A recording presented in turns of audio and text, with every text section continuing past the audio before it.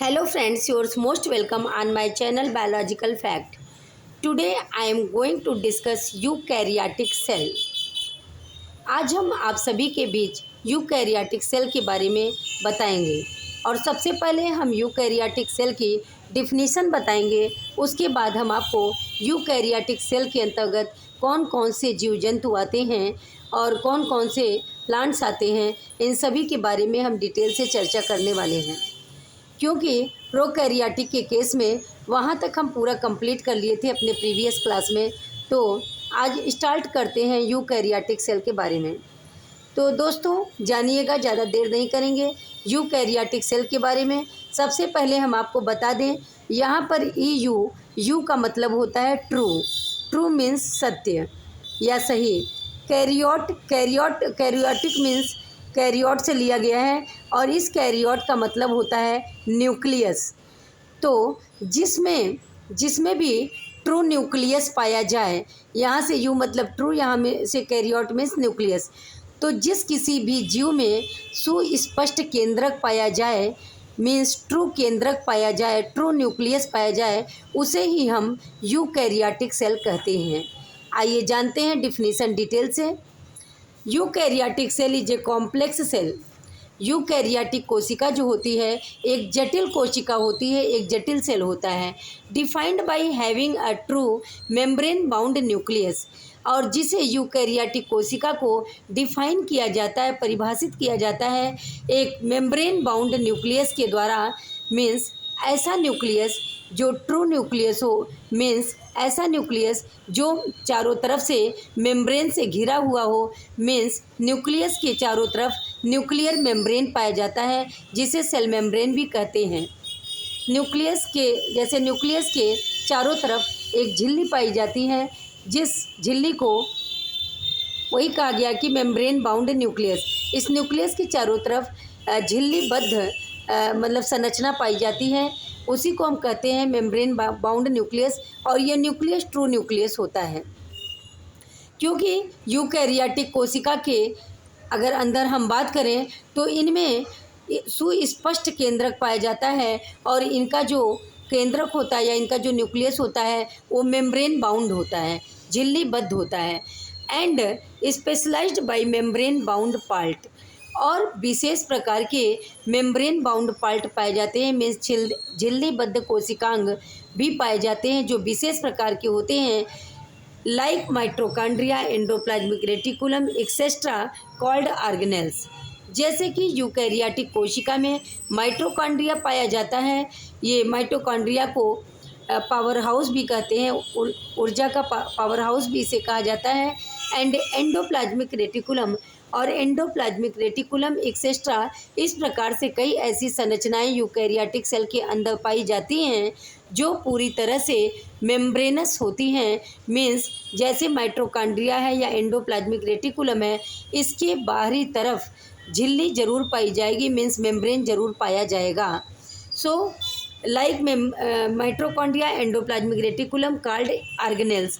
और यही जो माइटोकॉन्ड्रिया और एंडोप्लाज्मिक रेटिकुलम पाए जाते हैं, इन्हें हम ऑर्गेनेल्स कहते हैं, मीन्स अंगक कहते हैं।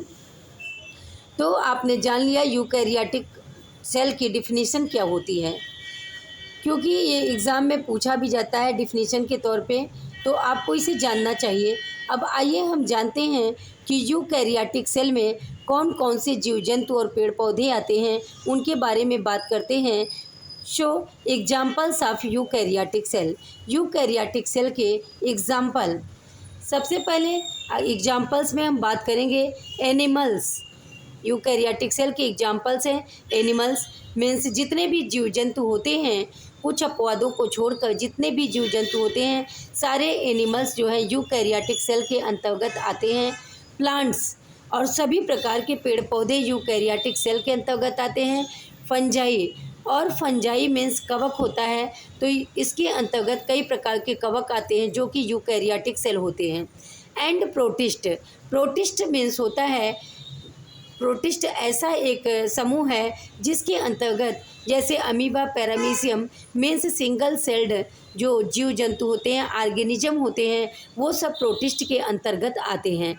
सो एग्जांपल्स ऑफ यूकैरियोटिक सेल में first animals, second plant, third fungi and fourth protist. ये चारों यूकैरियोटिक सेल के अंतर्गत आते हैं। अब आइए हम देखते हैं एनिमल्स के अंतर्गत, प्लांट के अंतर्गत, फंजाई के अंतर्गत, प्रोटिस्ट के अंतर्गत कौन कौन से जीव आते हैं। So first animals. In animals like human being means animals में ह्यूमन बीइंग यूकैरियोटिक सेल के अंतर्गत आता है। मीन्स जो यूकैरियोटिक कोशिका की संरचना होती है वो जटिल होती है और वो ह्यूमंस में पाया जाता है, इंसेक्ट्स मतलब कीड़ों में पाया जाता है, फिशेस में पाया जाता है एंड बर्ड्स में पाया जाता है। सो एग्जाम्पल जानना जरूरी है क्योंकि एग्जाम्पल देके भी एग्जाम में पूछता है कि कौन सा प्रोकैरियोटिक सेल है, कौन सा यूकैरियोटिक सेल है। तो एनिमल्स के अंतर्गत humans, insects, fishes and birds eukaryotic cell के अंतर्गत पाए जाते हैं। मीन्स अगर हम बात करें तो ह्यूमंस में सुस्पष्ट केंद्रक और झिल्लीबद्ध कोशिकांग पाए जाते हैं। मीन्स जो उनका जो चारों तरफ झिल्ली होती है, मेम्ब्रेन होता है, वो पाया जाता है हर ऑर्गेनेल्स में, जैसे कि गाल्गी बॉडी और एंडोप्लाज्मिक रेटिकुलम, माइटोकॉन्ड्रिया एक्सेट्रा में। इंसेक्ट्स, फिशेज और बर्ड्स के केसेस में भी यूकैरियोटिक कोशिका पाई जाती हैं। सेकेंड पॉइंट पे हम आते हैं प्लांट्स। पौधों में कौन कौन से समूह हैं, जैसे ट्रीज़ हैं। ट्रीज़ जो होते हैं यूकैरियोटिक सेल में आते हैं। फ्लावरिंग प्लांट मीन्स जैसे जिस पौधे पर फ्लावर आता है, फूल आता है, उस प्रकार के प्लांट्स को भी हम यूकैरियोटिक सेल के अंतर्गत रखते हैं। मीन्स फ्लावरिंग प्लांट भी यूकैरियोटिक सेल के अंतर्गत आता है एंड ग्रासेस भी यूकैरियोटिक सेल के अंतर्गत आती हैं। थर्ड पॉइंट है फंजाई। इसको फंजाई पढ़िए चाहे फंगी पढ़िए। फंजाई के अंतर्गत मशरूम आता है। मशरूम जिसे आप खाते हो और ये थोड़ा कास्टली भी मिलता है, तो ये मशरूम जो है ये फंजाई के अंतर्गत आता है और ये मशरूम फंजाई जो है यूकैरियोटिक सेल का एक एग्जाम्पल है। Mould and east. मोल्ड जैसे कि दोस्तों आपने देखा होगा कि कभी कभी जो है कुछ फफूंद टाइप की स्ट्रक्चर हो जाते हैं, उन्हें हम कहते हैं मोल्ड। एंड ईस्ट जो होता है खमीर की तरह संरचना होती है, जैसे दही या डोसा इडली बनाते समय जो ऊपर का पार्ट उभड़ आता है उसमें मीन्स खमीर बन जाता है, उसी को हम ईस्ट कहते हैं। तो इस फंजाई के अंतर्गत यूकैरियोटिक सेल है mushroom, mould and east etcetera. ये सब जो है यूकैरियोटिक कोशिका के एग्जाम्पल हैं। और फोर्थ हम बात करेंगे प्रोटिस्ट की। प्रोटिस्ट के अंतर्गत single celled like amoeba, paramecium, algae. जितने भी सिंगल सेल के होते हैं मीन्स उनमें सिर्फ एक ही कोशिका पाई जाती है, जैसे कि अमीबा, पैरामीशियम और एल्गी इत्यादि में यूकैरियोटिक कोशिका पाई जाती है। और यूकैरियोटिक कोशिका का सबसे ज़्यादा विशेष लक्षण है कि इसमें ट्रू न्यूक्लियस पाया जाता है, मेम्ब्रेन बाउंड ऑर्गेनेल्स पाए जाते हैं, जो कि प्रोकैरियोटिक से यूकैरियोटिक को पूरी तरह से भिन्न बनाते हैं। तो दोस्तों आज इंट्रोडक्शन की क्लास में यूकैरियोटिक सेल में यहीं तक समाप्त होता है।